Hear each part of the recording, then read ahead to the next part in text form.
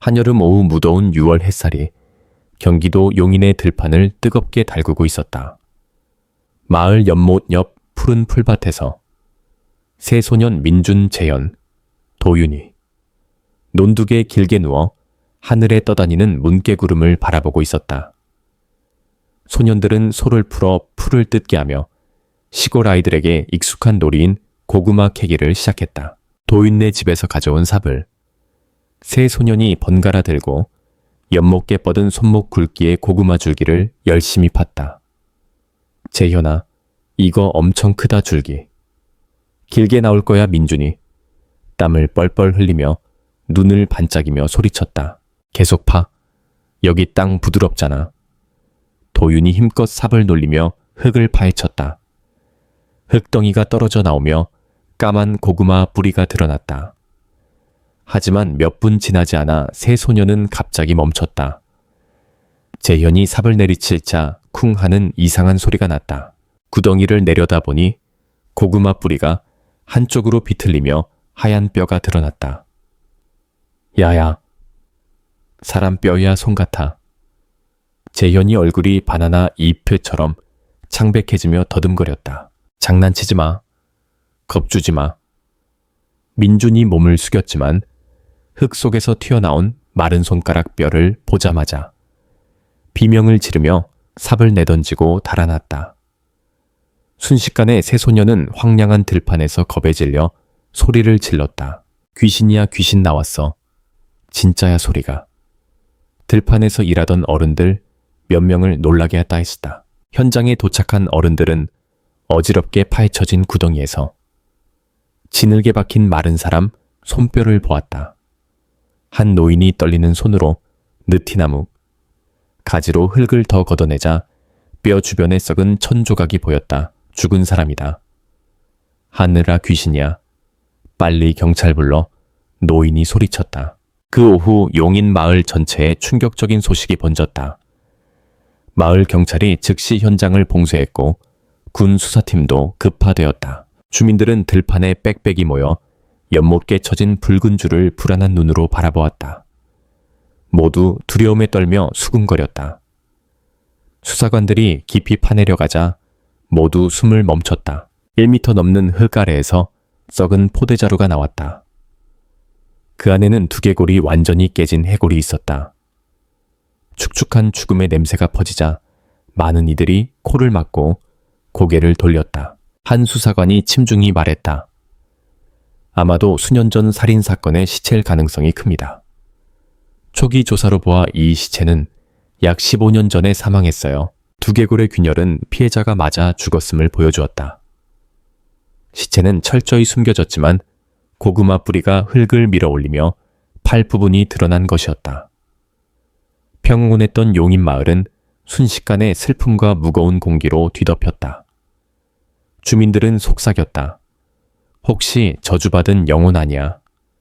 15년 전 석훈이 실종되었다. 아내와 아이를 두고 어디로 갔는지 아무도 몰랐다. 참 이상해. 영순 할머니가 땅바닥에 주저앉아 중얼거렸다. 그때 석훈이 멀쩡했는데 성격도 착하고 다정해졌는데 왜 갑자기 사라졌을까? 경찰은 간단히 DNA 검사 결과를 기다려야 한다고 발표했다. 하지만 석훈이라는 이름은 마을 입구의 찻집부터 집집마다 밥상에 오르며 뜨거운 화제가 되었다. 그날 밤 비는 내리지 않았지만 하늘은 기묘하게 음울했다. 마을 공기는 무겁게 가라앉았고 얇은 안개가 마치 상여를 덮는 천처럼 지붕 위를 뒤덮었다. 마을 머리부터 끝까지 개들이 길게 짖는 소리가 울렸다. 더 기묘한 건 불길한 징조로 여겨지는 부엉이 소리였다. 석훈의 폐가 옆을 맴돌며 밤새 울어댔다. 자정 무렵 50대인 철민 아저씨가 마을 술자리에서 비틀거리며 집으로 돌아오다 석훈의 집 골목 앞에서 멈췄다. 버려진 집 대문 앞에 희뿌연 하얀 그림자가 꼼짝 않고 서 있었다. 약한 달빛이 구름 사이로 비치며 그 그림자를 더욱 기괴하게 만들었다. 누구야 거기 뭐해 한밤중이라 떨리는 목소리로 철민이 물었다. 술 냄새가 진동했다. 대답은 없었다. 몇 걸음 더 다가가던 철민은 갑자기 멈췄다. 눈이 휘둥그레졌다. 하얀 그림자의 얼굴을 보니 아니 얼굴이 없었다. 눈, 코, 입이 없는 새하얀 얼굴. 어머니 철민은 비명을 지르며 그 자리에서 쓰러졌다. 다음날 아침 일찍 일 시작하던 주민들이 석훈의 집 골목 앞에 쓰러진 철민을 발견했다. 사람들이 소란을 피우며 그를 마을 보건소로 옮겼다. 정거가 지나서야 철민이 깨어났다. 얼굴은 헬쑥하고 창백했다. 무슨 일이냐는 질문에 그는 단호히 말했다. 귀신이야 진짜 귀신. 대문 앞에 서 있었어. 얼굴이 없었어. 눈이 없는데 날 쳐다봤어. 주변 사람들은 반신반의했다. 술 취해서 헛것 본 거 아냐 하지만 옆집 은지 씨가 입을 열었다. 어젯밤 우리 집 민성이도 석훈 씨 집 대문 앞에 하얀 그림자가 서 있다고 했어요. 영화 보고 착각한 줄 알았는데 철민 아저씨 말도 똑같네요. 그 말에 보건소 마당에 모인 사람들이 조용해졌다. 그때 마을 이장 현수 아저씨가 나타났다. 단호한 목소리로 말했다. 확인되지 않은 소문을 퍼뜨리지 마세요. 근거 없는 이야기는 마을을 불안하게 할 뿐입니다. 다들 집으로 돌아가 일 시작합시다. 현수 아저씨 말은 무게가 있었다. 주민들은 고분고분 따랐다. 하지만 마음속엔 얼굴 없는 하얀 그림자의 이미지가 깊이 박혀 잠자리에 들 때마다 불안이 스며들었다. 현수 아저씨는 이제 갓 40을 넘겼다. 건장한 체격에 햇볕에 그을린 피부는 논밭에서 보낸 세월을 말해줬다. 학식이 높진 않았지만 민첩하고 활달하며 사람 다루는 솜씨가 뛰어나 용인마을 주민들 모두가 존경했다. 그래서 젊은 나이에도 여러 차례 이장으로 뽑혔다. 석훈이 실종되고 어린 아내와 아이를 남겼을 때 현수 아저씨는 제일 먼저 나서서 마을 사람들에게 도움을 청했다. 그는 직접 소매를 걷어붙이고 몇몇 이웃들과 함께 은혜네 논밭 일을 도왔다. 석훈이 떠난 후 은혜네 집 배수로를 혼자 손보고 전선이 타버린 집 수리와 지붕 보수에도 나섰다. 마을 사람들은 현수 아저씨를 의리 있고 따뜻한 사람이라 칭찬했다. 그래서 그가 군중 속에서 분명히 말했다. 심령 이야기는 아직 불확실합니다. 터무니없이 떠들지 말아주세요. 마을 생활에 영향을 끼칩니다. 그의 말은 보이지 않는 명령 같았다. 수군거림이 멈추고 사람들은 흩어졌다. 소를 몰아 축사로 쟁기를 들고 논으로 돌아갔다. 하지만 얼굴 없는 그림자 이야기는 여전히 마음에 걸렸다. 아무도 입 밖으로 내지 않았을 뿐. 그날 오후 현수 아저씨는 해가 대나무 숲 뒤로 넘어갈 무렵 논에서 돌아왔다. 땀에 젖고 지늘기 묻은 발로 삽을 현관에 세우는데 다급한 외침이 들렸다. 현수 아저씨, 아저씨 살려주세요. 석훈집 옆에 사는 민철이 얼굴이 새하얗게 질려 손을 덜덜 떨며 달려왔다. 무슨 일이야 이렇게. 놀라게 현수 아저씨가 벌떡 일어났다. 제 아내가 귀신에 씌었어요. 돼지우리에서 울며 소리 지르며 억울하게 죽었어. 내 목숨 돌려줘. 라고 해요. 무서워요 아저씨. 그 말에 현수 아저씨는 망연자실했다. 옷도 갈아입지 않고 민철을 따라 뛰어갔다. 현장에 도착한 순간 눈앞의 광경에 소름이 끼쳤다. 민철집 마당에는 이미 수십 명이 몰려 있었다. 담장 위에서 구경하는 사람, 가슴을 부여잡고 하늘에 비는 사람, 모두 겁에 질린 얼굴로 돼지우리를 바라봤다. 돼지 분뇨와 오줌 냄새가 진동하는 우리 안에서 한 여성이 쭈그리고 앉아 있었다. 머리는 흐트러지고 눈은 벌겋게 충혈된 채 섬뜩한 소리로 중얼거렸다. 억울하게 죽었어. 내 목숨 돌려줘 돌려줘. 현수 아저씨는 사람들을 해치고 떨리는 걸음으로 다가갔다. 지은씨, 왜 그래요? 하지만 말이 끝나기도 전에 민철의 아내 지은이 짐승처럼 포효하며 눈을 부릅떴다. 그녀는 벌떡 일어나 호랑이처럼 현수 아저씨에게 달려들었다. 내 목숨 돌려줘. 돌려줘 지은의 두 손이 현수 아저씨 목을 조였다. 그는 반응할 틈도 없이 마른 여성이 뿜어내는 무시무시한 힘의 휘청이었다. 다행히 근처에 있던 젊은이들이 놀라 뛰어들어 지은을 끌어냈다. 어깨를 잡는 사람, 다리를 붙드는 사람. 6, 7명이 달려들어 간신히 그녀를 제압했다.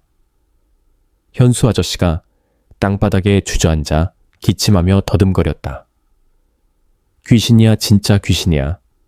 군중은 공포에 휩싸였다. 빙이 됐어. 원혼이 강해졌어. 한 할머니가 손가락을 꼽으며 떨리는 목소리로 말했다. 아침에 석훈집 지붕에서 부엉이가 3번 울었어. 불길한 징조야. 그 영혼이 억울해서 아직 성불하지 못했어. 한 청년이 큰 소리로 물었다. 실력 좋은 무당 아는 사람 없어요. 제사 안 지내면 마을 전체가 위험해요. 민철이 눈물 그렁그렁하며 소리쳤다. 제가 아는 무당이 평택에 있어요. 실력이 대단하다던데 지금 전화할게요. 민철은 떨리는 손으로 전화기를 꺼내 번호를 눌렀다. 전화 너머로 쉰 목소리가 들렸다. 여보세요, 박무당입니다. 용인 민철이에요. 무당님, 제발 살려주세요. 제 아내가 귀신에 씌었어요. 억울한 죽음 얘기를 하며 무서운 소리를 내요. 제 아내를 구해주세요. 박무당의 목소리가 낮아졌다. 원혼이 강하군요. 제사상을 준비하세요. 살아있는 닭소주, 닭피 한 그릇, 금박지향 3개 작은, 갈 흰천 1장. 오늘 오후에 가서 밤에 구슬할게요. 네네 감사합니다. 제발 아내를 구해주세요. 전화처를 끄는 민철은 현관에 숨을 헐떡이며 앉아있는 현수 아저씨를 보았다. 아저씨, 괜찮으신가요? 현수 아저씨는 고개를 저으며 일어서려 했지만 눈엔 두려움이 가득했다. 이건 뭔가 이상해. 이 원호는 보통이 아니야. 그 눈빛 정말 무서웠어. 민철은 침을 삼키며 아내 지은을 보았다. 지은은 돼지우리 기둥에 밧줄로 묶인 채 계속 신음하며 내 목숨 돌려줘, 돌려줘를 반복했다. 그날 저녁 7시가 간 넘었는데도 용인 마을은 기묘한 어둠에 잠겼다. 여름의 무더운 공기가 갑자기 싸늘해졌다. 들판에서 불어오는 바람은 진흙과 썩은 냄새를 실어 날랐다. 달 없는 하늘은 검은 구름으로 뒤덮여 작은 마을을 짓누르는 듯했다. 민철집 마당은 임시로 설치한 노란 전등 불빛 아래 사람들로 북적였다. 노인부터 아이까지 모두 숨을 죽이고 평택에서 온 박무당의 움직임을 지켜보았다. 마당 한가운데 급히 만든 제사상에는 살아있는 닭소주, 닭피, 금박지 은빛 단검이 반짝였다. 돼지우리 옆 지은은 여전히 밧줄로 기둥에 묶여 있었다. 목소리는 갈라지고 때론 포효하듯 외쳤다. 내 목숨 돌려줘, 억울하게 죽었어, 복수할 거야. 그 소리는 지옥에서 울리는 듯 원하네. 차고 차가웠다. 박무당은 짙은 갈색 제복을 입고 노란 두건을 쓰고 손에는 쌀로 만든 채찍을 들고 주문을 중걸거렸다. 이마에 땀을 닦으며 급히 만든 향로에 향 3개를 꽂았다. 향 연기가 밤의 차가운 안개와 뒤엉키며 분위기를 더 음산하게 만들었다. 현수 아저씨는 뒤에 서서 손을 꽉 쥔 채 지은을 뚫어지게 보았다. 옆에는 은혜와 딸이 벽에 바짝 붙어 서로를 끌어안고 겁에 질린 눈으로 바라보고 있었다. 박무당이 돼지우리를 향해 걸어가며 낮은 소리로 말했다. 너는 누구냐? 이름이 뭐냐? 밝혀야 성불시킬 수 있다. 하지만 묶인 지은은 계속 고함쳤다. 너희는 모두 악마야. 성불 따윈 필요 없어. 내 목숨을 돌려줘. 억울하게 죽었어. 복수할 거야. 박무당은 눈썹을 찌푸리며 보따리에서 소주에 섞은 닭피 그릇과 붉은 한자로 가득한 금색 부적을 꺼냈다. 고집 부리면 이 피로 영혼을 쫓아내고 혼백을 산산히 부술 거다. 하지만 말이 끝나기도 전 지은이 몸을 부르르 떨었다. 툭 하는 소리와 함께 밧줄이 끊어졌다. 하늘아, 밧줄이 끊겼어. 다들 피해. 주민들이 소리쳤다. 아무도 반응할 틈 없이. 지은이 맹수처럼 박무당에게 달려들었다.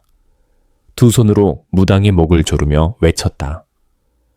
너도 죽어 죽어. 박무당은 버둥거리며 약한 신음만 내뱉었고 얼굴이 보랏빛으로 변했다. 현수 아저씨가 소리쳤다. 구해지은 잡아. 무당님 죽는다. 마을 청년들이 뛰어들었다. 머리를 잡는 사람, 다리를 붙드는 사람.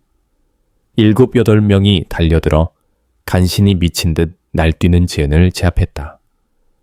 지은은 고함치며 몸부림쳤고 붉은 눈과 입에서 흘러내린 침이 목까지 이어졌다. 박무당은 끌려나와 헐떡이며 얼굴이 종이처럼 하얗게 질렸다. 안 돼. 이건 계속할 수 없어. 원기가 너무 세. 현수 아저씨가 다급히 물었다.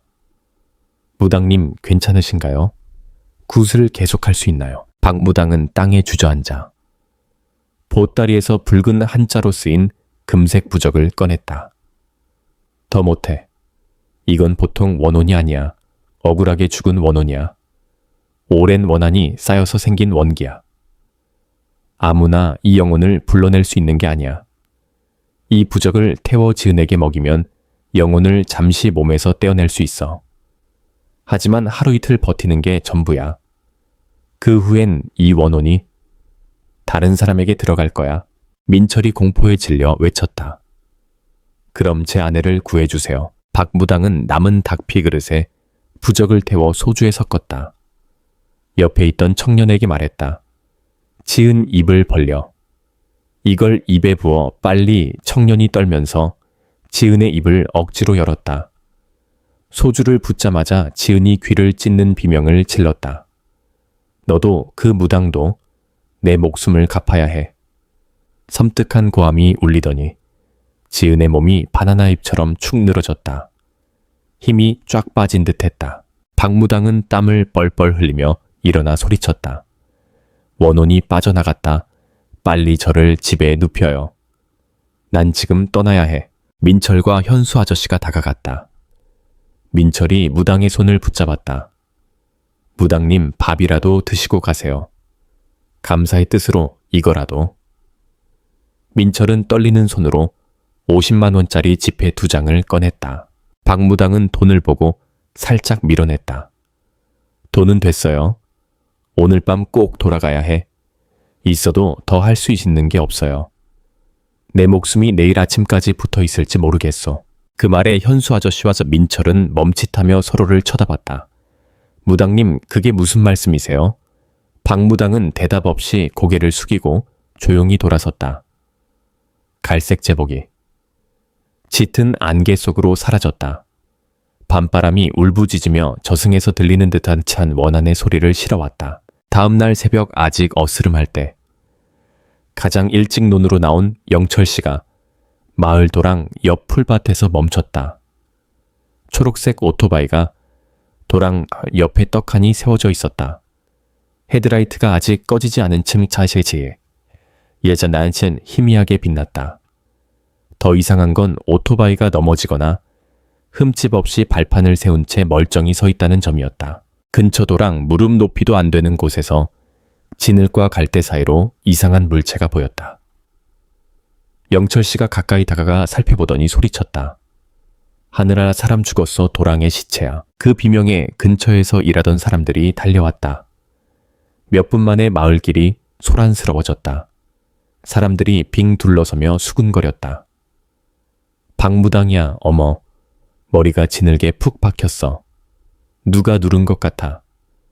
오토바이는 멀쩡히 세워져 있고 발판도 그대로야. 어떻게 넘어졌겠어? 이건 사고가 아니야. 살해에 해당했어. 물에 처박혀 죽은 거야. 민철과 현수 아저씨도 현장에 도착했다. 둘 다 넋이 나간 얼굴이었다. 민철은 쓰고 있던 모자를 떨어뜨렸다. 무당님. 박무당님이 왜? 현수 아저씨는 얼굴이 하얗게 질려 도랑에 엎어진 시체를 뚫어지게 보았다. 갈색 제복에 진흙이 잔뜩 묻었지만 이상하게도 주변엔 다른 발자국이나 끌린 흔적 쌓은 흔적이 전혀 없었다. 오토바이만 멀쩡히 세워져 있었다. 마치 누군가 올려놓고 사라진 듯 했다. 즉시 마을 경찰이 호출되었다. 1시간 가까이 현장을 조사한 뒤 초기 결론이 나왔다. 물에 빠져 질식사, 어두운 밤에 술에 취해 오토바이를 몰다 넘어졌을 가능성이 크다. 하지만 주민들은 그 결론을 믿지 않았다. 한 할머니가 눈물을 글썽이며 고개를 저었다. 어젯밤 박무당이 민철집에서 굿했잖아. 술 한 방울도 안 마셨어. 취했다 해도 머리가 지늘게 그렇게 깊이 박힐 리 없어. 다른 청년이 끼어들었다. 오토바이 발판이 그대로야. 넘어질 수가 없어. 누가 무당님을 오토바이에서 끌어내 물에 처박은 거야. 더 말하려던 순간 날카로운 고함이 들렸다. 모두 조용 경찰이. 일하게 나도 현수 아저씨였다. 하지만 평소 단호하던 목소리가 이번엔 떨렸다. 얼굴은 창백하고 새벽의 서늘한 공기에도 이마에 땀이 송골송골 맺혔다. 경찰이 박무당의 시신을 추가 조사를 위해 검시소로 옮긴 뒤 군중은 흩어졌다. 현수 아저씨는 깊게 숨을 들이쉬고 소리쳤다. 모두 마을 회관으로 모여요. 급히 회의를 해야겠어요. 주민들은 서로를 쳐다봤다. 아무도 말하지 않았지만 모두 이 일이 더 이상 한 가정의 문제가 아님을 알았다. 박무당의 기묘한 죽음 귀신에 시인 여인의 고함, 모든 것이 마을 전체를 짓누르는 보이지 않는 저주 같았다. 30분 뒤 마을 회관은 사람들로 가득 찼다. 긴장된 공기가 감돌았다. 모든 시선이 나무 연단에 선 현수 아저씨에게 쏠렸다. 그는 목을 가다듬고 말했다. 여러분, 더는 침묵할 수 없어요. 어젯밤 일과 오늘 아침 박무당의 죽음을 보면 우리 마을이 원혼에 시달리고 있어요. 이건 보통 원혼이 아니에요. 강하고 사악하고 끈질겨요. 아래에서 한 남자가 물었다. 박무당의 죽음이 그 원혼 때문인가요? 무당님이 아침까지 못 산다고 했는데 정말 그렇게 됐잖아요. 현수 아저씨는 천천히 고개를 끄덕였다. 그렇다고 봐요. 그래서 더 실력 있는 무당을 불러야겠어요. 안 그러면 마을에 더 끔찍한 일이 생길 거예요. 백발이 성성한 할머니가 떨리는 목소리로 말했다. 도대체 그 원혼이 누구죠? 왜 지은 씨에게 씌어서 사람을 죽이겠다고 했을까? 그 순간 한 주민이 헐레벌떡 뛰어들어와 숨을 몰아쉬었다. 큰일 났어요. 경찰서에서 방금 연락 왔어요. DNA 검사 결과 나왔대요. 회관이 쥐 죽은 듯 조용해졌다. 그가 숨을 고르며 말했다. 연못께서 찾은 시체. 그게 석훈이에요. 15년 전 실종된 석훈이 맞대요. 회관이 벌집 쑤신 듯 웅성거렸다. 모두 공포에 질린 눈이었다. 하늘아, 정말이야. 석훈이가 도망간 게 아니라 살해에 당했어. 15년 동안 아무도 몰랐어. 억울하게 죽었네. 누군가 저도 모르게 내뱉었다. 지은 씨에게 신 원혼이 석훈이 아닐까. 다른 사람이 반박했다. 석훈이는 착했어. 마을 사람들 다 좋아했잖아. 누가 석훈이를 죽였겠어? 왜 마을 사람들 목숨을 노리겠어? 모든 시선이 서서히 현수 아저씨에게로 향했다. 그는 고개를 숙이고 두 손을 꽉 쥔 채 땀을 뻘뻘 흘리고 있었다. 마을 청년 하나가 조심스레 입을 뗐다. 현수 아저씨는 이장이에요. 우리 모두 믿고 따르는 분이죠. 무슨 일이든 말씀해 주세요. 마을을 이끌어 이 위기를 넘게 해주세요. 현수 아저씨가 고개를 들었다. 깊은 눈빛 쉰 목소리로 말했다. 알겠소. 나도 여러분처럼 두렵소. 하지만 이 원혼을 다스릴 강한 무당을 찾지 않으면 한 명이 아니라 더 많은 이가 죽을 거요. 그는 잠시 멈췄다가 천천히 말했다. 그래서 결심했소. 강력한 무당을 꼭 모셔둬야겠소. 그 원혼과 대화하고 억울함의 이유를 알아내 석훈의 영혼을 성불시킬 뿐 말이오. 한 노인이 일어났다. 평택의 김무당을 모셔야겠소. 박무당의 스승으로 수십 년 수련한 분이오. 법력이 대단하시지. 다만 연세가 많아 멀리 오실지 모르겠소. 현수 아저씨가 고개를 끄덕였다. 어떤 대가를 치르더라도 모셔야 하오. 이건 마을의 생사가 걸린 일이오. 재호, 너 차 끌고 평택까지 가서 모셔와. 주민들이 한 목소리로 외쳤다. 맞아요.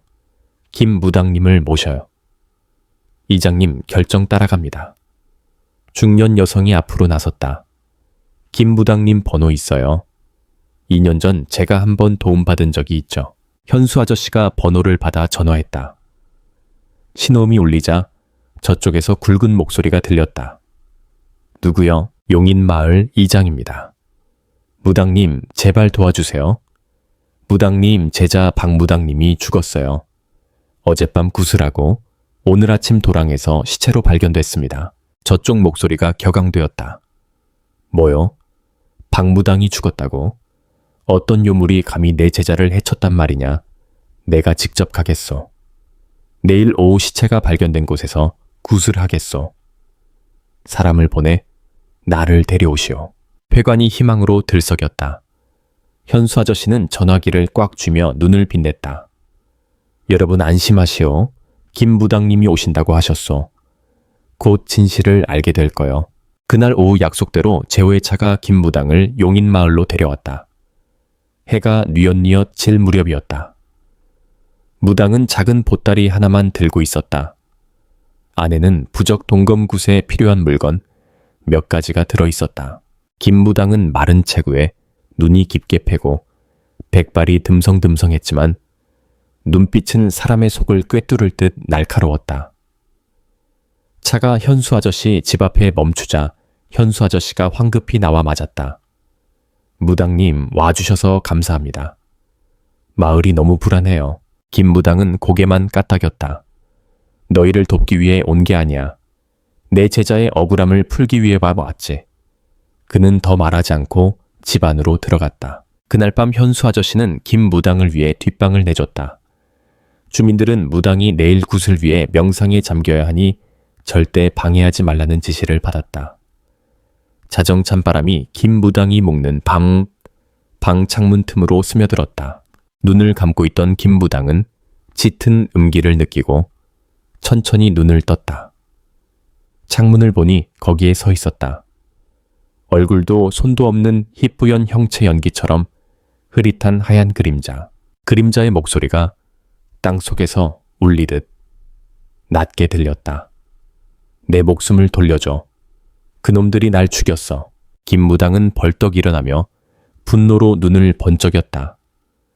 대담한 요물이로구나. 감히 내 앞에서 설친단 말이냐. 네가 날 두렵게 할 줄 아느냐. 그는 보따리에서 금색 부적과 동검을 꺼냈다. 꺼져라. 다시 여기 와서 어지럽히면 혼백을 산산이 부술 것이다 하지만 하얀 그림자는 가만히 그를 보더니 대답 없이 밤속으로 스르르 녹아들었다. 김 무당이 창문으로 다가가자 바람이 멈췄다. 하지만 한 가지가 그를 소스라치게 했다. 창틀에 새카만 손자국 2개가 선명히 찍혀 있었다. 마치 누가 꽉 잡은 듯 했다. 바닥에는 까맣게 탄 듯한 발자국 2개가 차가운 타일에 또렷이 새겨져 있어왔다. 그가 한참을 서 있다가 중얼거렸다. 억울한 죽음이로구나. 원한이 너무 깊어. 좋아 기다려라. 박무당의 원수를 갚고 너를 성불시켜주마. 다음 날 아침 용인 마을은 진혼굿 준비로 분주했다. 주민들은 대나무를 가져오고 제사상을 차리고 허수아비를 세웠다. 모든 것은 석훈의 시체가 발견된 연못가 이제 잡초로 뒤덮인 그 땅에 마련되었다. 해가 질 무렵 김 무당이 현장에 나왔다. 그는 법복을 입고 노란 두건을 쓰고 손에는 검은 577 염주를 들었다. 마당 중앙에는 팔괘진이 세워졌다. 사람 키보다 높은 대나무 기둥으로 둘러싸인 중심은 시체가 묻혔던 곳이었다. 그 주변에는 금목수 화토를 상징하는 한자로 쓰인 5개의 허수아비가 오행을 진압하기 위해 배치되었다. 달이 대나무 숲 위로 떠오르자 김 무당이 진 중앙에 섰다. 제사상이 완비되고 제물이 차려졌다. 그는 향로에 향 3개를 꽂고 금색 부적을 태워 검은 개의 피와 소주를 섞은 그릇에 넣어 섞었다. 그 그릇을 건장한 청년에게 건넸다. 이 피를 진 중앙 시체가 묻혔던 땅에 뿌려라. 김무당의 말이 끝나자마자 청년이 떨리는 손으로 붉은 피를 팔꿰진 한가운데 흙 위에 뿌렸다. 아, 땅이 울리는 듯한 비명이 터져 나왔다. 모두 귀를 막았다. 검은 영기가 땅 속에서 소용돌이치며 올라왔다. 천년묵은 시체 썩는 듯한 단화 악취가 퍼졌다. 하늘엔 검은 구름이 뭉쳐들고 폭풍이 몰아치듯 바람이 휘몰아쳤다. 김부당은 동검을 뽑아들고 우렁차게 외쳤다. 오늘 내가 하늘을 대신해 요물을 물리치고 마을을 구하며 내 제자의 억울함을 풀어주리라. 김부당의 말이 끝나자마자 저승에서 울리는 듯한 차가운 목소리가 메리쳤다. 그자가 너의 제자라고 그자가 자격이 있나? 내가 그를 죽였어. 그건 당연한 응보야. 군중은 숨을 멈췄다. 모두 눈을 휘둥그레 떴다. 팔꿰진 한가운데 남자의 형체가 서서히 떠올랐다. 긴 머리카락이 늘어지고 하얀 셔츠는 피로 얼룩졌으며 얼굴은 수척하고 눈빛은 원한으로 가득했다. 김무당이 한 발 물러서며 외쳤다. 어젯밤의 원혼이냐? 너는 누구냐? 왜 목숨을 노리는 거냐? 원혼이 차갑고 또렷한 목소리로 답했다. 나는 석훈이다. 억울하게 살해당했어. 배신당했고 포대자루에 묻혀 15년 동안 땅속에 갇혔어. 김무당이 동검을 겨누며 말했다. 그래서 어쨌단 말이냐? 내 제자는 너를 해치지 않았어. 그는 너를 성불시키려 구술했을 뿐이다. 왜 무고한 이를 죽였나? 석훈이 김무당의 눈을 뚫어지게 보며 말했다. 그는 무고하지 않아. 그는 돈을 받고 내 영혼을 봉인했어. 내가 돌아오지 못하게 정의를 찾지 못하게 했지. 그의 죽음은 대가야. 군중이 충격에 휩싸였다. 웅성거림이 퍼졌다. 하늘아 방부당이 영혼을 봉인했다고? 그럼 그도 죄가 있네. 김무당이 검 손잡이를 꽉 쥐었다. 그럼 다른 이들은 얼마나 더 죽일 셈이냐? 사람 목숨을 풀입처럼 여기는 거냐? 석훈의 원혼이 고통스러운 미소를 지으며 붉게 충혈된 눈으로 말했다. 무고한 이는 죽이지 않아. 하지만 아직 대가를 치르지 않은 전하자들이 있다. 내가 겪은 지옥을 그들도 맛보게 할 거야. 김무당이 고함쳤다. 너는 돌을 거스른다. 오늘 너를 물리치겠다. 말이 끝나자 그는 불꽃이 이는 부적을 원혼에게 던지고 동검을 휘둘렀다. 섬뜩한 비명이 울리며 원혼이 검은 영이 속으로 사라졌다. 하지만 김무당도 비틀거리며 몇 걸음 물러서더니 입에서 피를 토했다. 무당님 괜찮으신가요? 마을 청년들이 달려와 그를 부축했다. 김무당은 입가를 닦으며 창백한 얼굴로 말했다. 이런 원한이라니? 보통 원혼이 아니야. 부적을 제때 던지지 않았다면 나까지 죽었을 거야. 주민들은 공포에 질려 서로를 바라봤다. 김무당이 땅에 주저앉아 낮은 소리로 말했다. 팔괘진을 해체해라. 오늘 굿은 실패다. 원한이 풀리지 않았어. 진실이 밝혀지지 않았기 때문이야. 너희가 뭔가를 숨기고 있다면 나는 더 도울 수 없다. 모두 숨을 죽였다. 군중 속에서 현수 아저씨는 창백한 얼굴로 말없이 서 있었다. 그의 눈은 김무당의 시선을 피하지 했다. 김무당이 더 도울 수 없다고 선언하자 현수 아저씨는 넋이 나간 표정으로 눈에 혼란이 가득했다. 한참 말없이 있다가 한 걸음 나서며 떨리는 목소리로 말했다. 무당님, 당신은 마을을 위해 악을 물리치는 분이잖아요. 떠나시면 저희는 어쩌란 말입니까? 제발 지금 우리를 버리지 말아주세요. 몇몇 주민도 거들었다. 무당님, 도와주세요. 떠나지 말아주세요. 무당님이 안 계시면 마을이 평안할 리 없어요. 김무당은 서서 늙은 눈에 피로를 띠며 천천히 단호하게 말했다. 너희를 버리는 게 아니다. 하지만 이건 부적으로 풀 수 있는 일이 아니야. 이 원호는 보통이 아니야. 마을 사람들을 노리는 게 아니라 자신을 죽인 자들에게 복수하려는 거야. 그는 잠시 멈췄다가 이어 말했다. 내 제자 박무당이 왜 죽었는지 아직 모른다. 하지만 그가 이 영혼을 봉인하려 했다면 그의 죽음은 아마도 엇보일 거야. 이 원혼의 죽음에 연루된 다른 이들도 차례로 대가를 치를 거다. 나는 그들의 업을 대신 짊어질 수 없다. 그의 말이 칼처럼 주민들의 가슴에 꽂혔다. 아무도 더 말하지 못했다.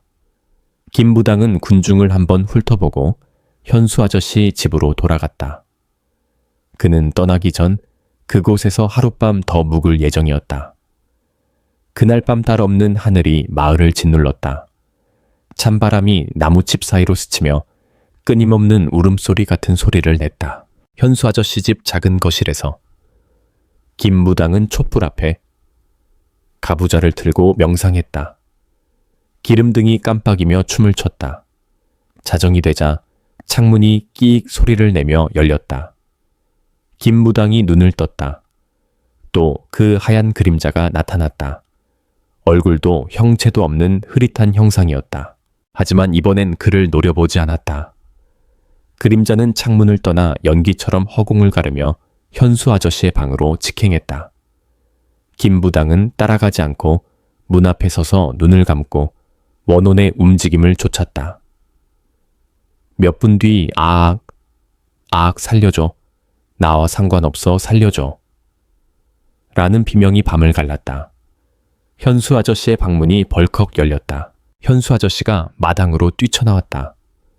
온몸이 떨리고 옷은 땀으로 젖어 있었다. 죽이지 마. 나는 아무것도 몰라. 그는 중얼거렸다. 마당 한가운데 하얀 그림자가 꼼짝 않고 그를 노려봤다. 밤바람이 울부짖었다. 현수 아저씨는 땀에 젖은 머리를 하고 차가운 타일 바닥에 무릎을 꿇고 머리를 조아렸다. 김 부당이 방에서 나와 차가운 눈으로 말했다. 이게 무슨 소란이냐.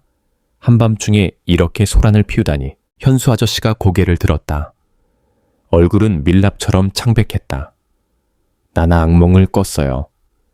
김 무당이 그의 눈을 뚫어지게 보며 천천히 말했다. 악몽이 아니야. 업보다. 네가 무슨 일이 일어나는지 잘 알고 있지. 그렇지. 대답을 기다리지 않고 그는 돌아서 안으로 들어갔다. 현수 아저씨는 마당에 떨며 앉아 중얼거렸다. 살려줘. 날 잡지 마. 제발 살려줘. 그의 부모가 김 무당의 말을 듣고 겁에 질려 달려와 애원했다. 무당님 제발 우리 아들을 살려주세요. 하지만 김 무당은 말했다. 내 아들이 업을 지었으니 그 대가를 치러야지. 누구도 대신할 수 없다. 앞으로는 조상의 덕에 달렸다. 그 말을 듣고 현수 아저씨의 부모는 서로를 바라보며 아들을 쳐다봤다. 그는 여전히 겁에 질려 마당에 앉아 있었다. 민수야 집에 들어가자.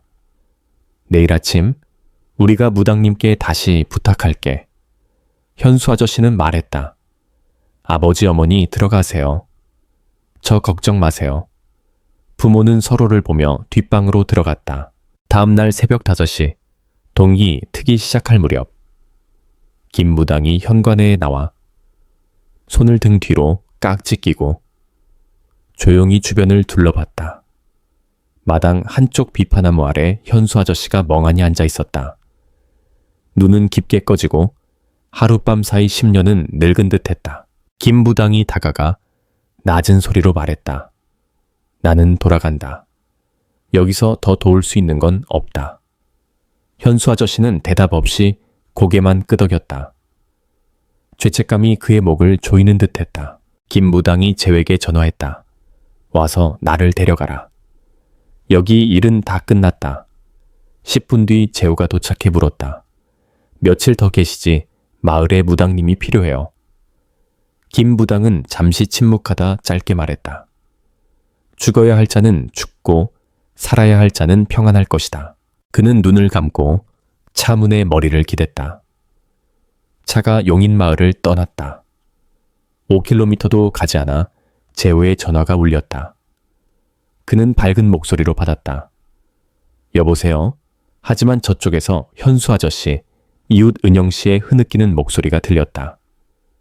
재호야, 빨리 마을로 돌아와.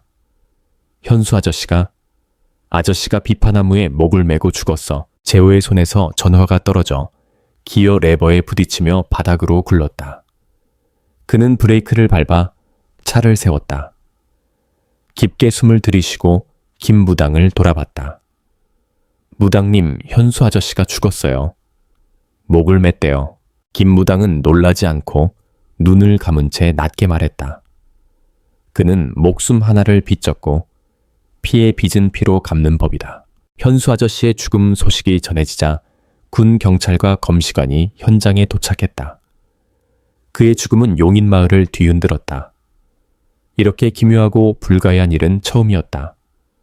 현수 아저씨의 시신은 마당 비파나무에 대롱대롱 매달려 있었다. 밧줄이 목을 조이고 혀가 튀어나왔으며 눈은 부릅떴다. 가장 무서운 건 두 가지였다. 첫째, 목을 매는 등 때에 필요한 물건이 전혀 없었다. 의자도 계단도 잡을 곳도 주변에 없었다. 둘째, 타일 마당에 새카만 발자국 2개가 선명히 찍혀 있었다. 마치 지옥에서 걸어 나온 듯했다.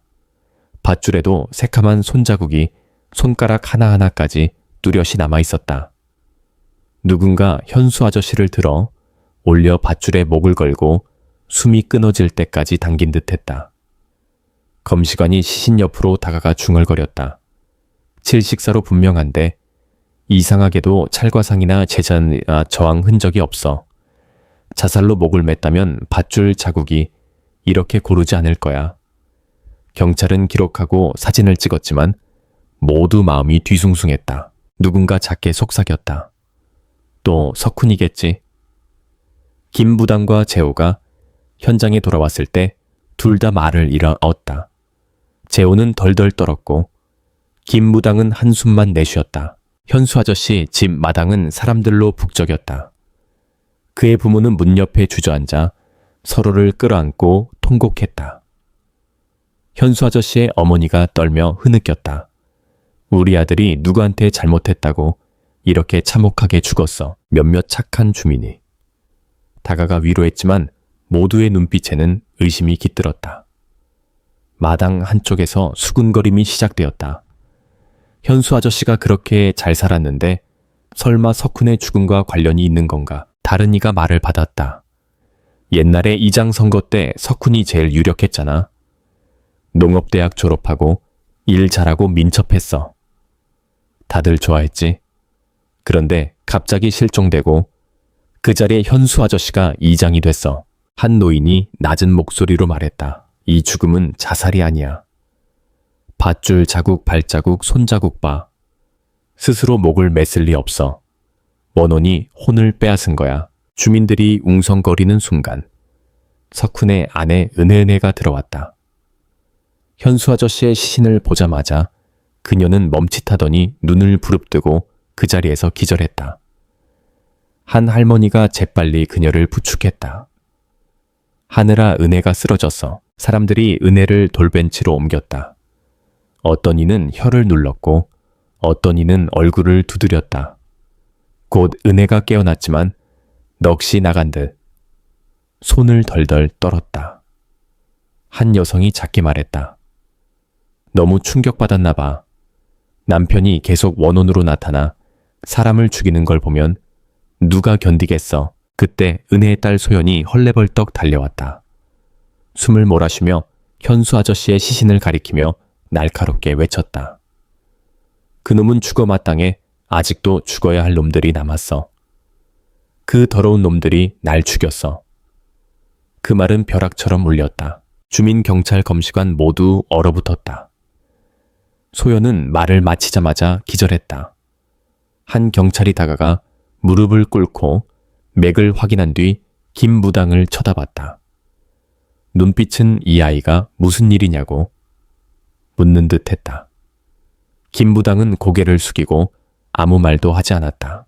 현수 아저씨의 시신은 곧 옮겨졌고 경찰은 조사를 이어갔다. 하지만 모두 이건 단순한 범죄가 아니라 업보와 복수임을 알았다. 그날 밤 김무당은 재호 집에서 묵었다. 깊은 밤달은 구름에 가려졌다. 그는 잠을 이루지 못하다 지쳐 잠들었다. 꿈속에서 석훈이 나타났다. 모든 장면이 생생했다. 석훈은 민철집 돼지우리. 옆 배수로에서 땀을 뻘뻘 흘리며 삽을 들고 성실히 일하고 있었다. 갑자기 뒤에서 검은 그림자가 귀신처럼 달려들더니 나무 방망이로 석훈의 머리를 세게 쳤다.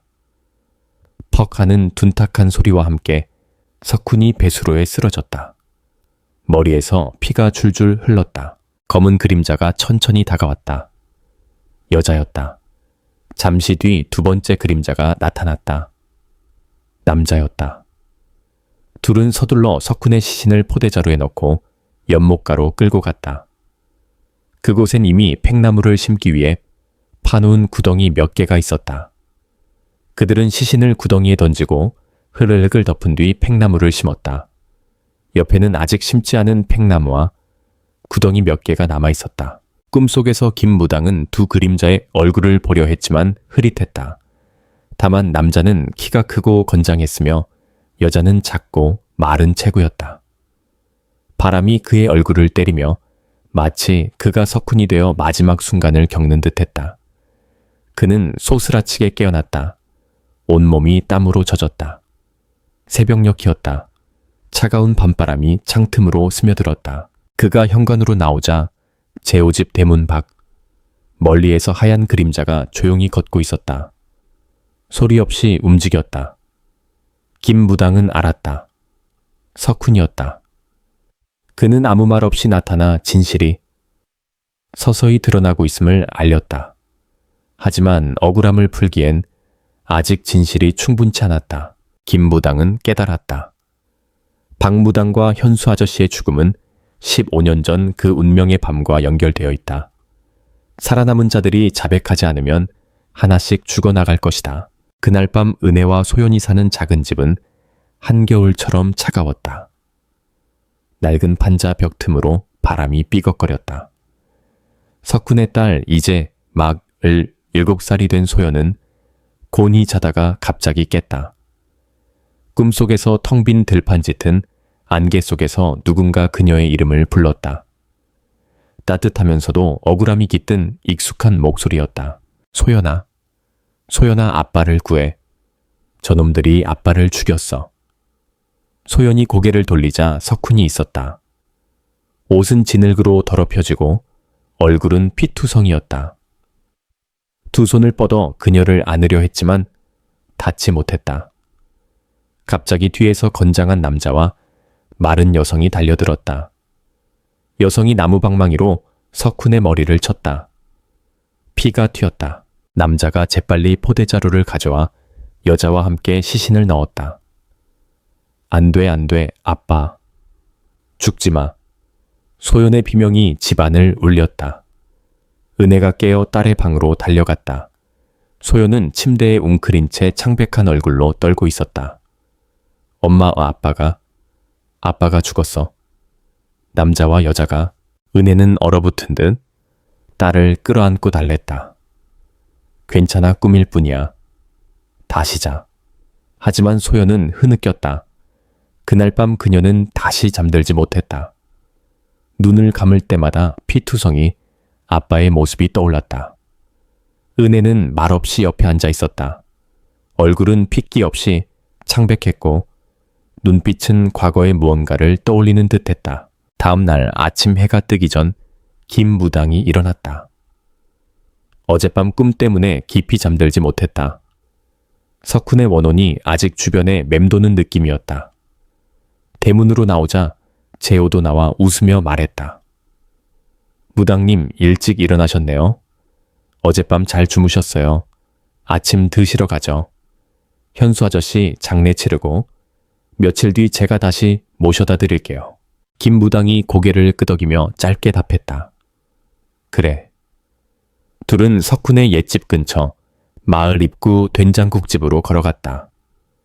가게는 아직 한적했다. 주인 아주머니가 반갑게 맞았다. 밥을 먹고 나오던 중 김부당이 갑자기 멈췄다. 길 건너편 소연이 집 앞에 서 있었다. 장 보러 가는 듯 했다. 김부당은 순간 얼어붙었다. 소연에게서 냉기가 느껴졌다. 눈 밑은 거뭇하고 얼굴은 창백했다. 분명 음인과 만난 기운이었다. 그가 빠르게 다가가 물었다. 얘 누구 딸이니 어젯밤 악몽 꾼 거 같구나. 소연이 대답하기도 전에 재호가 끼어들었다. 이 애가 소연이에요. 석훈이 딸이죠. 이제 소녀이네요. 소연이 공손히 인사했다. 안녕하세요 무당님, 재호 오빠. 그러더니 김부당을 보며 떨리는 목소리로 말했다. 어젯밤 아빠 꿈을 꿨어요. 아빠가 살해당했어요. 남자와 여자가 아빠를 죽였어요. 무서웠어요. 김부당이 깜짝 놀랐다. 뭐라고? 너도 그런 꿈을 꿨니? 소연이 눈을 동그랗게 떴다. 무당님도 제 아빠 꿈을 꾸셨어요. 재호가 당황하며 말했다. 길에서 이런 얘기하니까 으스스하네. 집으로 가서 얘기하자. 여기서 사람들이 보면 이상하게 생각할 거야. 소연이 고개를 끄덕였다. 내 엄마는 일 나가셨어요. 저 혼자예요. 무당님, 오빠 집에 들어오세요. 셋은 대문으로 들어갔다. 민철집 돼지우리. 옆 담장 모퉁이에 이르렀을 때 김부당이 멈췄다. 그의 시선이 튀어나온 붉은 벽돌 하나에 고정되었다. 작은 배수로가 시작되는 곳 오래되고 금이 간 벽돌이었다. 재호가 돌아보며 물었다. 무당님 어디 아프세요? 왜 멈추셨어요? 김부당은 벽돌을 뚫어지게 보며 말했다. 아무것도 아냐. 집으로 가자. 하지만 속으로는 심장이 쿵쾅거렸다. 바로 이곳이었다. 어젯밤 꿈에서 석훈이 살해당한 장소. 이 벽돌, 이 담장 배수로, 모양이 꿈속 기억과 정확히 일치했다. 김부당은 말없이 집으로 들어갔다. 낡고 작은 집이었다. 재단 위에는 새로 세운 석훈의 영정 사진이 있었다. 향이 아직 타고 있었다. 소연이 물을 따라 내밀며 꿈 얘기를 자세히 꺼냈다. 아빠가 나타나 제 이름을 불렀어요. 억울하게 죽었다고 했어요. 한 여자가 아빠 머리를 쳤어요. 그러자 남자가 와서 둘이 아빠를 포대자루에 넣고 연못가 고구마 밭으로 끌고 갔어요. 김부당은 침묵했다. 재호는 얼굴이 하얗게 질렸다. 꿈이 김부당의 것과 똑같았다. 소연이 김부당의 손을 잡고 눈물을 글썽겼다. 아빠가 뭔가를 말하려는 거죠. 무당님. 그가 천천히 고개를 끄덕였다. 그럴 거야. 내 아빠의 원혼이 너를 통해 말하지 못한 것을 전하려는 거다. 두려워 마. 진실은 드러날 거야. 재호가 현관으로 나가 숨을 몰아쉬며 말했다. 무당님, 설마 그 남자가 현수 아저씨일까요? 그럼 그 여자는 누구지? 김부당은 대답하지 않고 향영이가 피어오르는 석훈의 영정을 바라봤다. 재호가 재단을 보며 소연에게 감개무량한 목소리로 말했다. 언제 저희 집에서 아빠 영정을 세웠니? 내 엄마는 정말 의로운 여자야. 아빠가 15년이나 실종됐는데도 너를 키우며 재혼하지 않았어. 이제 너도 16살이 됐네. 드문 일이야. 엄마 잘 모셔야 한다 알겠지. 그 말이 끝나자마자 재단 위 영정사진이 퍽 소리와 함께 떨어졌다. 유리가 테이블에 닿으며 한쪽이 깨졌다. 소리에 셋 다 깜짝 놀랐다. 소연은 겁에 질려 입을 막았다. 재호는 창백해졌다. 김부당이 즉시 다가가 영정을 조심스레 들어 올려 제자리에 놓았다.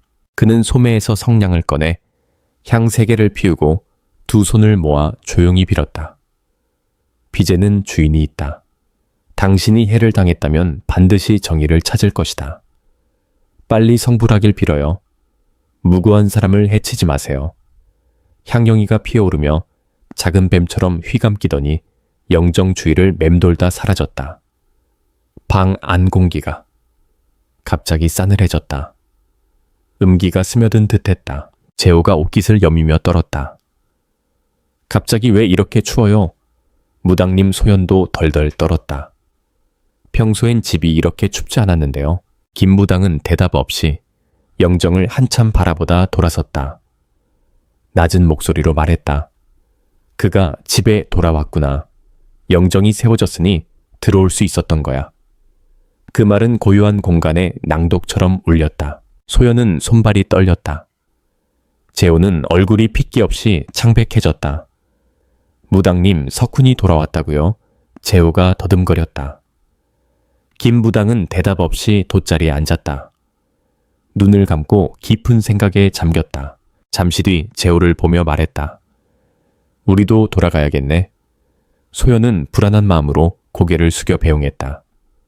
대문이 닫히자 그녀는 방으로 들어가 구석에 쭈그려 앉았다. 김 무당이 영정을 보던 눈빛이 여전히 그녀를 괴롭혔다. 그날 밤 마을이 잠든 시간 갑작스러운 돌풍이 일었다. 비가 오지 않던 하늘이 소나기를 뿌렸다. 대나무 숲 사이로 바람이 휘몰아치며 종소리 같은 울음소리를 냈다. 은혜의 작은 방에서 그녀가 잠들어 있을 때 창문이 끼익 소리를 내며 열렸다. 차가운 바람에 커튼이 펄럭였다. 은혜가 벌떡 일어나 침대 끝을 응시했다. 하얀 옷을 입은 형체가 서 있었다. 머리카락은 피로 엉겨붙고 눈빛은 원한으로 불타올랐다. 석훈이었다. 갑자기 침대가 들썩이더니 쾅 소리와 함께 내려앉았다.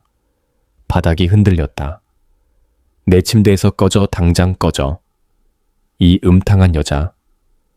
네가 남편을 죽였어. 한 번 용서해줬는데도 넌 날 죽음으로 몰았어. 석훈의 목소리가 한자 한자 무덤에서 울리듯 퍼졌다. 은혜가 비명을 지르며 외쳤다. 아니야, 내가 아니야. 제발 살려줘, 무서워. 그녀는 떨며 바닥에 무릎을 꿇고 빌었다. 옆방에서 소연이 소리에 깨어 문을 열고 달려왔다. 눈앞의 광경에 다리가 풀렸다. 은혜가 무릎 꿇고 두 손을 모은 채 눈물과 콧물로 범벅이 되어 빌고 있었다. 엄마, 무슨 일이에요? 그 순간 은혜가 경련을 일으키며 입에서 거품과 선혈을 토했다. 소연이 비명을 지르며 집 밖으로 뛰쳐나갔다. 살려주세요, 엄마가 이상해요. 도와주세요. 근처 이웃 며치 소리를 듣고 달려왔다. 은혜가 집 한가운데 쓰러져 입에서 피를 흘리며 숨을 몰아쉬는 모습을 보고 모두 경악했다. 어떤 이는 본능적으로 물러섰고 어떤 이는 코를 막았다. 방 안은 피비린내로 숨이 막혔다. 중년 남성이 외쳤다. 큰일 났어. 재호 집으로 데려가. 재호한테 병원에 데려가라고 해. 키에 소연과 청년 몇이. 은혜를 부축해 대문으로 나갔다. 그때 재호 집에서 김 무당이 깊은 생각에 잠겨 있을 때 골목에서 다급한 외침이 들렸다. 재호 아저씨, 무당님, 우리 엄마가 입에서 피를 흘려요. 죽을 것 같아요. 재호와 김 무당이 뛰쳐나왔다. 은혜를 보자마자 김 무당이 멈칫했다. 얼굴이 창백해졌다. 아니, 이게 어떻게, 왜 이렇게 됐지? 한 할머니가 다가가 물었다. 무당님, 무슨 말씀이세요? 이게 무슨 병인가요? 김 무당이 고개를 저었다. 병이 아니야. 음인이 목숨을 노리는 거야. 주민들이 공포에 떨었다. 빨리 마당으로 데려와 내가 보겠다. 김 무당은 더 말하지 않고 집으로 뛰어들어갔다. 떨리는 손으로 보따리에서 붉은 한자로 쓰인 금색 부적 작은 도자기, 그릇 지난 소주 한 병을 꺼냈다. 그는 부적을 손바닥 위에서 태웠다. 부적이 바람에 휘날리며 음산한 공기 속으로 빨려 들어갔다. 소주를 그릇에 붓고 부적재를 섞었다. 입으로 주문을 중걸거렸다. 제가 다 녹자 그는 망설이지 않고 은혜에게 돌아갔다. 그녀는 여전히 의식 없이 피를 흘리고 있었다. 청년 하나를 불러 말했다. 입을 벌려 이 부적 소주를 전부 부어 청년이 고개를 끄덕이고 은혜의 입을 억지로 열었다. 소주가 목구멍으로 들어가자 은혜가 미친 듯이 비명을 지르며 몸을 뒤틀었다. 눈동자가 뒤집혀 흰자만 보였다. 그녀는 처절한 소리로 외쳤다. 제발 살려줘. 날 죽이지 마. 군중이 놀랐다. 은혜가 벌떡 일어나 떨리는 손으로 김 무당 앞에 매달렸다. 무당님 살려주세요. 그가 돌아왔어요. 날 죽이려 해요. 죽고 싶지 않아요. 김 무당은 팔짱을 낀 채 무거운 눈빛으로 말했다. 석훈의 죽음과 관련된 걸 안다면 말해. 진실을 털어놔야 목숨을 구할 수 있다. 계속 숨기면 누구도 널 구할 수 없어. 은혜는 눈물을 흘리며 고개를 저었다. 아니에요. 전 그를 죽이지 않았어요. 아무것도 안 했어요. 살려주세요. 억울해요, 매래요. 말이 끝나기도 전 뒤에서 우렁찬 분노의 목소리가 울렸다. 내가 안 죽였다고? 이 음탕한 년. 네가 날 죽였어. 네가 방망이로. 내 머리를 쳤어. 이제 와서 아니라고. 모두 돌아보니 80세가 넘은 영국 할머니가 떨며 서 있었다. 하지만 그녀의 입에서 나온 건 석훈의 남자 목소리였다. 영국 할머니가 무표정한 얼굴로 천천히 다가왔다. 석훈의 목소리가 차갑게 울렸다. 내가 돌아왔어, 은혜. 난 억울하게 죽었어. 비참하게 죽었는데 네가 감히 부인해. 은혜는 무릎을 꿇고 말을 잇지 못하며 영국 할머니를 향해 빌었다. 석훈 오빠, 제발 살려줘. 소연을 키워야 해. 제발 살려줘. 무서워. 석훈의 목소리가 비웃었다. 감히 소연을. 우리 애라고 해, 짝. 하늘을 찌르는 소리와 함께 영국 할머니가 은혜의 뺨을 세게 쳤다. 은혜는 뒤로 나동그라졌다. 입에서 피가 흘렀고 눈이 충격으로 뒤집혔다. 이 음탕한 년. 지금까지도 회개하지 않았나? 한 번 용서해줬는데도 변하지 않았어. 네가 날 속인걸. 내가 모를 줄 아나. 은혜는 얼굴을 감싸고 온몸을 떨며 피가 손가락 사이로 흘렀다. 그녀는 필사적으로 말했다. 제발 잘못 없어요. 속인 적 없어요. 일부러 죽인 게 아니에요. 그냥 폐옥, 메요리 카라하기. 뒤로 잡아당겨지며 은혜의 머리가 타일 바닥에 쾅 부딪혔다. 마당이 흔들렸다. 주민들이 비명을 질렀지만 수이모 가까이 가지 못했다. 피비린내가 공기를 채웠다. 숨이 막힐 듯했다. 김부당은 꼼짝 않고 눈을 감았다. 그 순간 그는 모든 것을 깨달았다. 영국 할머니를 빌린 석훈의 목소리가 포효했다. 난 오래전부터 알고 있었어. 소연이 내 딸이 아니라는 걸. 하지만 굴욕을 삼키고 살았어. 너와 소연을 사랑했기 때문이야. 소연을 친딸처럼 키웠어. 참고 묵묵히 바랐지. 네가 변하길. 하지만 넌 어땠나 여전히 음탕하게 굴었어. 내 절친 민수와 몰래 만났지. 난 다 알고 있었어. 너희가 날 죽인 건 민수와 자유롭게 간통하려 했기 때문이야. 그가 이장이 되도록 하기 위해서였지. 마당 구석에서 소연이 두 손으로 머리를 감싸고 눈물을 흘리며 떨었다. 아니야. 내가 아빠 딸이야. 석훈 아빠 딸이라고. 더 듣고 싶지 않아. 김무당이 다가가 소연을 끌어안고 어깨를 토닥였다. 진정해. 얘야. 내 아빠는 언제나 널 사랑했어. 진실이 어떻든 그의 눈엔 네가 그가 매일 키운 딸이야. 마당은 주민들의 웅성거림으로 가득 찼다. 한 남성이 낮게 말했다. 설마 민수 아저씨와 은혜가 그런 관계였다니. 한 할머니가 눈물을 글썽겼다. 석훈이 너무 불쌍해. 평생 배신당하고 원한을 삼키다 땅속에 묻혔어. 한 청년이 외쳤다. 민수 아저씨가 석훈이 실종 직후 이장이 됐잖아. 혹시 이 모든 게 그의 계획이었을까? 김무당은 입을 다물었다. 그때 영곡 할머니가 갑자기 쓰러졌다. 온몸이 떨리고 땀이 비오듯 흘렀다. 재호가 달려가 부축하며 소리쳤다. 할머니 왜 이러세요? 김부당이 다가가 맥을 짚더니 말했다. 영혼이 빠져나갔어.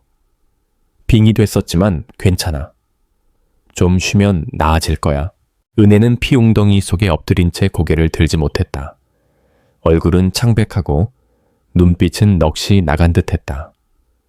그녀는 자신의 가장 큰 비밀이 더 이상 숨겨지지 않음을 알았다. 수근거림이 다시 퍼졌다. 그러니까 석훈을 죽인 게 은혜였어. 그녀와 민수 아저씨가 입을 막으려고 죽인 거야. 겉으론 착한 척했었네. 근데 실은 간악한 여자였네. 모두의 시선이 은혜에게 쏠렸다. 그녀는 고개를 푹 숙이고 어깨를 떨었다. 하지만 울음 때문이 아니었다. 그녀는 웃고 있었다. 섬뜩하고 고통스러운 웃음이었다. 맞아, 너희 말이 다 맞아. 내가 민수와 함께 그를 죽였어. 내가 음탕했지. 하지만 너희가 뭘 알아? 난 석훈과 억지로 결혼했어. 그를 사랑한 적 없어. 밤바람이 기와 지붕을 스치며 그녀의 자백을 실어날랐다. 오욕의 밤에 울리는 종소리 같았다. 그날 밤 안개가 차에 거치기도 전 마을로 통하는 오솔길에 용인군 경찰이 도착했다. 마을 주민의 전화를 받고 출동한 것이었다. 제복을 입은 무리가 재호의 집으로 들어갔다. 은혜는 마당 구석에 웅크린 채 창백한 얼굴로 떨고 있었다. 눈 밑은 거뭇하고 온몸이 부들거렸다. 경찰을 보자 그녀는 미친 듯 비명을 질렀다. 안 돼, 날 잡지 마. 일부러 죽인 게 아니야. 억지로 그랬어. 제발 살려줘. 같이 죽기 싫어. 미안해. 두 경찰이 다가가 수갑을 채우고 특수 차량으로 데려갔다. 차 안에서 은혜는 고개를 돌리며 울부짖었다. 무당님, 살려주세요. 죽기 싫어요. 잡히고 싶지 않아. 다음날 용인군 경찰서에서 형사수사팀이 은혜의 초기 진술을 받았다. 밀폐된 방은 차갑고 숨 막혔다. 그녀의 심경을 반영하듯 공기가 무거웠다. 맞은편에 앉은 형사 재민이 차분하지만 단호하게 말했다. 은혜 씨, 진정하세요. 당신이 석훈의 죽음에 연루된 증거가 명확합니다. 이제 솔직히 말할 때입니다. 숨길수록 불리해요. 은혜는 몇 초 멍하더니 붉은 눈으로 형사를 똑바로 쳐다봤다. 더 숨길 게 없다는 듯 고개를 숙이고 떨리는 목소리로 말했다. 알겠어요? 다 말할게요. 뭐든 물어보세요. 그녀는 목이 메어 말을 이었다. 석훈과 결혼은 집안이 강요한 거예요. 그를 사랑하지 않았어요. 제가 사랑한 건 민수였죠. 지금의 이장 민수요. 하지만 부모님이 석훈을 좋아했어요. 학벌 좋고 일 잘한다고. 그래서 억지로 결혼했죠. 결혼한 지 한 달쯤 됐을 때 임신한 걸 알았어요. 그런데 그 아이는 석훈의 아이가 아니었어요. 민수 거였죠. 다른 형사가 놀라 서류를 뒤적이며 빠르게 기록했다. 은혜가 이어 말했다. 임신 사실을 알고 석훈이 무척 기뻐했어요. 자기 아이인 줄 알았죠. 한 달 동안 서울 출장을 갔는데 그날 제가 어리석게 민수를 집으로 불렀어요. 너무 그리웠거든요. 그런데 새벽 1시에 석훈이 갑자기 돌아왔어요. 그녀는 흐느꼈다. 집에 들어오진 않았지만 다 들었어요. 저와 민수가 나누는 대화, 심지어 침대 위에 추잡한 말까지. 그 후엔 어땠나요? 형사가 물었다. 석훈은 아무 말도 안 했어요. 하지만 알았다는 걸 느꼈죠. 점점 차가워졌어요. 계속 출장 간다고 했지만 몰래 저를 감시했어요. 그러다 하루는 조용히 저를 마주하고 제가 민수와 한 일을 다 알고 있다고 했어요. 배신했다고. 하지만 너를 해치지 않겠다고. 아이가 태어나면 이혼하고 자기가 키우겠다고 했어요. 은혜는 책상에 얼굴을 묻고 흐느꼈다. 두려웠어요. 석훈이 사실을 밝히면 저와 민수는 마을에서 욕을 먹을 거예요. 민수는 이장이 되기 힘들었겠죠. 당시 석훈이 민수보다 훨씬 신뢰받았으니까요. 게다가 제 아이도 외도의 오명을 쓰게 될 거예요. 그건 원치 않았어요. 정말로. 형사가 다그쳤다. 석훈이 죽은 밤엔 무슨 일이 있었나요? 은혜는 끔찍한 기억으로 돌아간 듯 떨리는 목소리로 말했다. 소연이 4개월 됐을 때였어요. 제가 애기에게 젖을 먹이고 있는데 석훈이 오늘 밤 민수와 만나 모든 걸 끝내겠다고 했어요. 저는 겁에 질려 말렸지만 듣지 않았어요. 그는 충분히 참았다며 자신의 명예를 되찾겠다고 했죠. 은혜는 거의 무너지며 속삭였다. 저는 따라갔어요. 석훈이 대문을 열기 위해 몸을 숙였을 때 아무 생각 없이 그를 막고 싶었어요. 현관 구석에 있던 나무 방망이를 들고 그의 뒤통수를 쳤어요. 형사가 차갑게 물었다. 그리고 석훈이 쓰러졌어요. 머리에서 피가 샘솟았죠.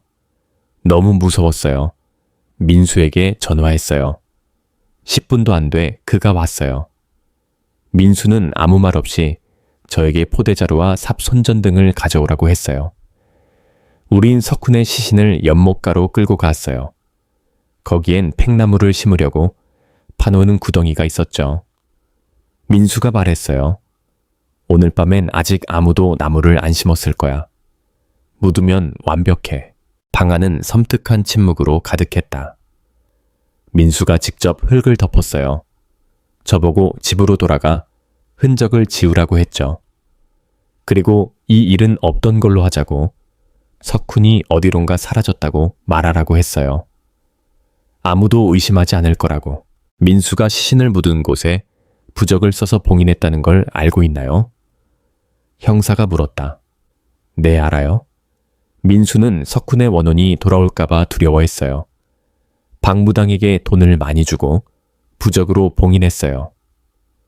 저도 동의했어요. 후회했지만 돌아갈 길이 없었어요. 형사가 고개를 살짝 저으며 펜을 꽉 쥐었다. 배신으로 시작된 비극이 피와 떠도는 영혼으로 끝났다. 그들은 서로를 보며 결론지었다. 은혜 씨 진술은 기록될 겁니다. 살인과 시신 유기에 대한 책임을 져야 합니다. 민수는 이미 사망했으니 생존한 개인의 책임만 추궁하겠습니다. 은혜는 고개를 숙인 채 눈물을 다 흘렸다. 밖의 하늘은 돌이킬 수 없는 잠든 잘못을 위해 눈물을 흘리듯 흐렸다. 체포된 후 은혜는 완전히 다른 사람이 됐다. 밥을 먹지 않고 잠을 자지 않았다. 눈빛은 넋이 나간 듯 멍했다. 간수들은 처음엔 죄책감 때문인 줄 알았다. 하지만 점점 이상한 낌새를 느꼈다. 밤마다 은혜의 감방에서 처절한 비명이 울렸다. 오지마, 제발. 내가 잘못했어, 살려줘. 때론 밤늦게 흐느끼는 소리가 감옥을 깨웠다. 간수가 손전등으로 비쳤을 때 은혜의 몸은 누가 두들겨 패듯 멍투성이었다.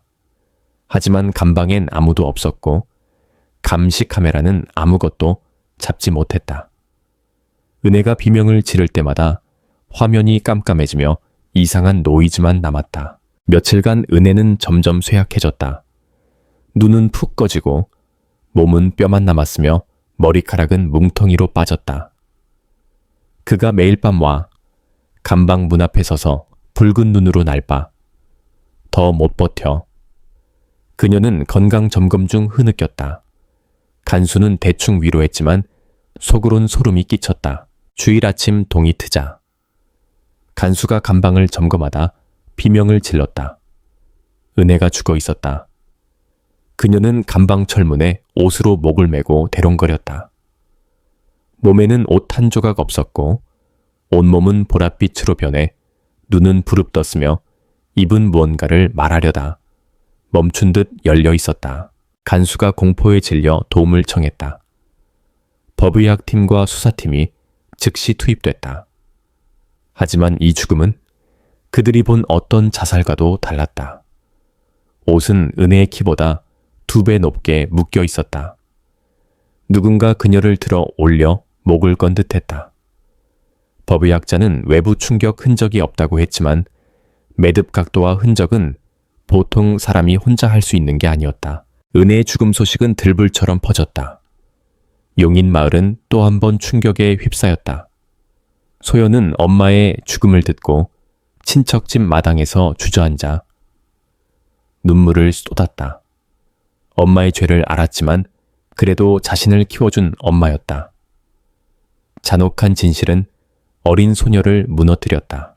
주민들은 소연을 불쌍히 여겼다. 어떤 이는 관을 사주고 어떤 이는 제단을 꾸미서 세우며 향과 제물을 준비했다. 장례는 간소했다. 관악기도 위패도 혈육도 없었다. 소연만 홀로 남았다. 엄마를 묻고 아빠 석훈에 유해를 마을 입구 묘지에 정성스레 안치한 뒤 소연은 결심했다. 모두 감사해요. 하지만 여기 더 있을 수 없어요. 집 구석구석이 피와 눈물 악몽이에요. 떠나야 해요. 가을 아침 마을 입구 비파나무. 잎이 땅에 수북이 쌓인 날 소연은 조용히 떠났다. 그녀가 어디로 갔는지 아무도 몰랐다. 석훈과 은혜의 집은 폐가가 됐다. 시간이 지나며 기와가 무너지고 잡초가 무성해졌다. 비파나무와 팽나무가 마당을 뒤덮어 길을 가렸다. 잎이 사시사철 젖혀 떨어져도 치우는 이 없었다. 바람이 나무잎을 스치며 누군가 한숨 쉬거나 흐느끼는 소리를 냈다. 마을 사람들은 그 집 근처를 피해야 했다. 마당에서 축구하던 아이들도 더 이상 오지 않았다. 어른들은 밤에 그 길을 지나지 않았다. 커튼 뒤에 하얀 그림자가 서 있거나 아무도 없는 집 마당에서 불빛이 깜빡인다는 소문 때문이었다. 한 노인이 한숨 쉬며 말했다. 저 집엔 원한이 아직 무거워. 석훈이 억울하게 죽었고 그 딸은 고통 속에 살았어. 인과응보가 눈앞에 펼쳐지니 무섭구나. 민수 아저씨의 부모도 비슷한 운명을 겪었다. 민수의 죽음과 진실이 드러난 뒤 마을 사람들은 그들을 멀리했다. 어떤 이는 대문에 쓰레기를 던지며 욕했다. 압박을 견디지 못한 그들은 비 내리는 잿빛 아침 고개를 숙이고 마을을 떠났다. 그들의 집도 폐가가 됐다. 잡초가 우거지고 벽은 이끼로 덮였으며 기와는 황폐해졌다. 어느 날 지방조사단이 마을 외곽의 폐가를 철거하자고 제안했다. 석훈의 집도 포함이었다. 하지만 작업자가 집에 발을 들이자마자 한 벽돌공이 기절했다. 오래 꺼진 붓두막 옆에 남자가 서 있었다. 눈은 하얗고 얼굴은 없었다. 그가 더듬거리며 말했다. 그가 거기 서 있어. 날 봤어. 얼굴이 없었어.